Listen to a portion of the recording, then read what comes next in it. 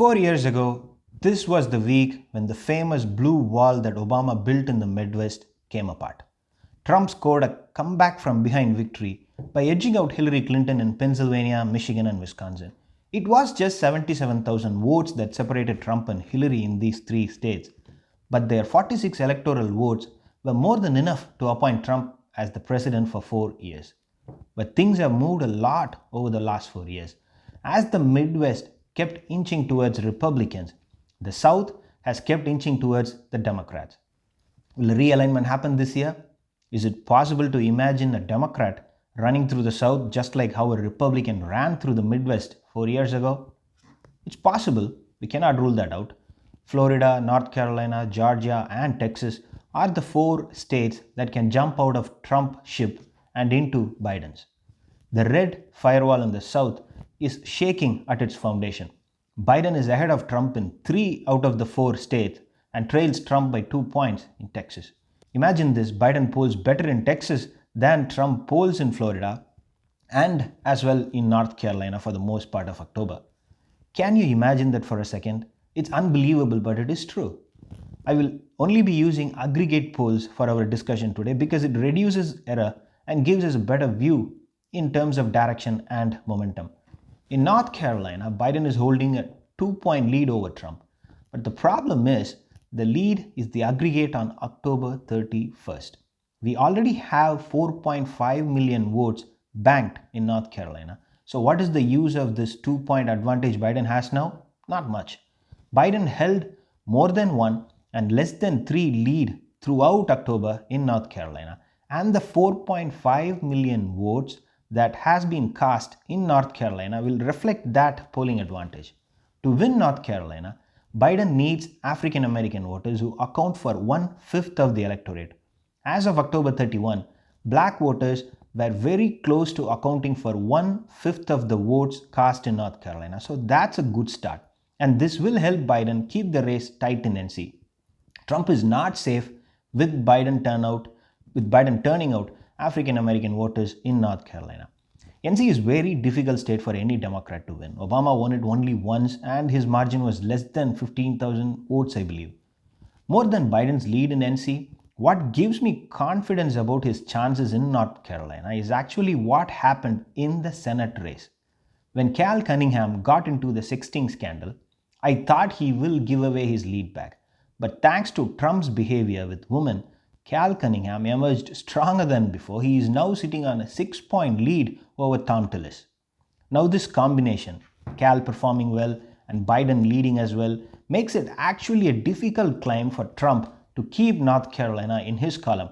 My verdict: NC slightly favors Biden. Needs a bit more African American turnout on election day, but so far turnout is good. Not great, but good. Florida. Biden actually has a better lead in Florida than what he has in North Carolina, but not for a second I am ready to accept that blindly. It's Florida. You would much rather be the candidate with a lead, but even then it is Florida. So unless you are sitting on a polling lead of 10 points, please don't talk too much about the lead. 8.7 million votes are already in Florida. Turnout is already at 62%. And it's less than a million votes short of 216 numbers. So Florida will record higher turnout than it did in 2016. Remember, in 2016, third-party candidates had more votes than Donald Trump's margin. Fortunately, that's not happening this time, and that's actually not a great news for the president. It brings the vote that went to the Neverland back into the race and boosts Biden. There is hardly anything to differentiate the votes between Democratic registered and Republican registered voters in Florida. It's neck and neck as it is expected to be. My verdict: neither one is ahead. Race is way too tight. If Trump holds his position with seniors and eats into Biden's support with Hispanics, he will win.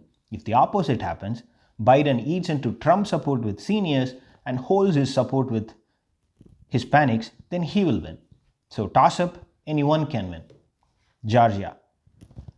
The demographics: 1/3 voters are African American, and Biden's support with white women is why the state is even in play.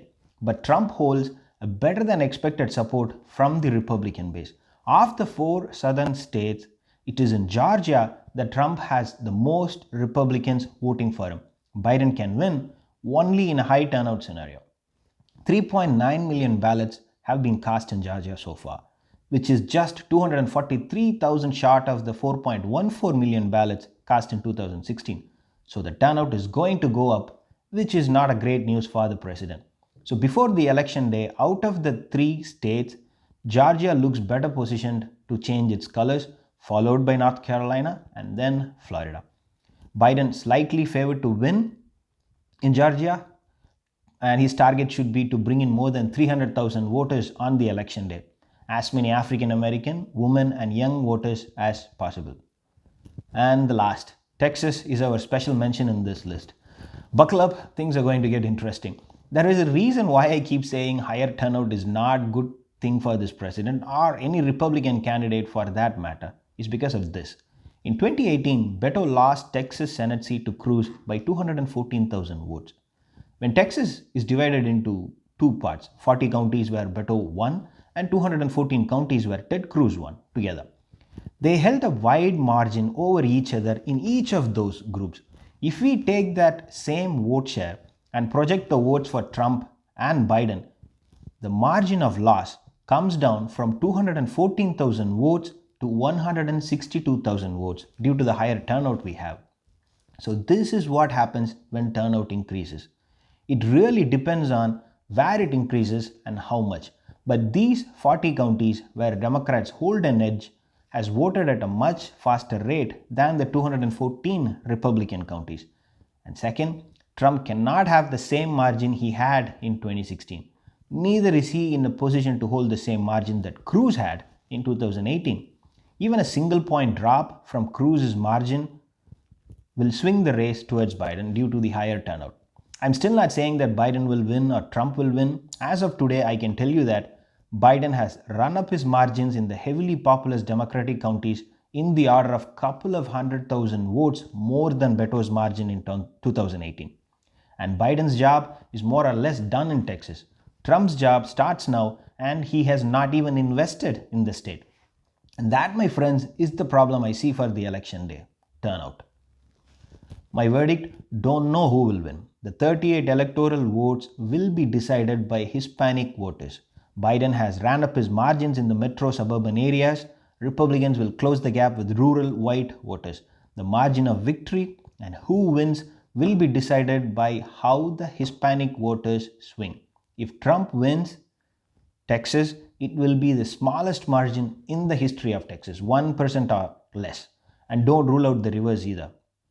One day before the final election day, there are only three toss-ups: North Carolina, Florida, and Texas.